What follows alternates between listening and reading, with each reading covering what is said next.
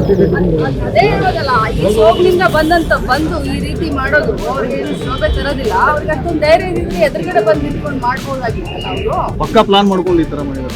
ಇಂಥ ಸಾವಿರಾರು ಬರ್ಲಿ ಹೋಗ್ರಿ, ಇಂಥ ಕಪ್ಪು ಬಾವುಟ ಇಂಥ ಇದು CM ಅವ್ರು ಎಷ್ಟು ನೋಡಿದಾರೆ, ನಾವ್ ಎಷ್ಟು ನೋಡಿದೀವಿ. ಜನರಿಗೆ ಗೊತ್ತಿದೆ, ಯಾವ ಸೋಗನು ಇಲ್ಲ ಏನಿಲ್ಲ, ಯಾರ ಬೆಲೆ ಏರಿಕೆ ಯಾರಿಂದ ತತ್ತರಿಸಿದ್ದಾರೆ ಜನರಿಗೆಲ್ಲ ನಾಟ್ಯ ಗೊತ್ತಿದೆ. ಆದ್ರೆ ಇಂಥ ಒಂದು ಸಭೆ ಸಮಾರಂಭದಲ್ಲಿ ಬಂದು ಈ ರೀತಿ ಮಾಡೋದ್ರಿಂದ ಏನು ಉಪಯೋಗ ಆಗಲಿಲ್ಲ. ಇದು ಅವರ ಹತಾಶೆ ಮನೋಭಾವನ.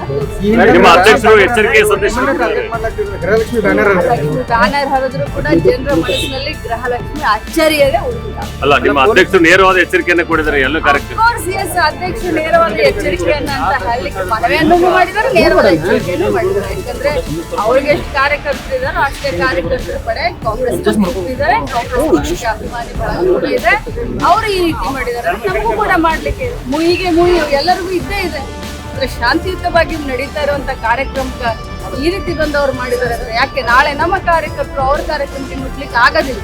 ನಮಗೂ ಶಕ್ತಿ ಇದೆ, ನಮಗೂ ಮಾಡುವಂತ ದಾರಿಗಳು ನೂರಾರು.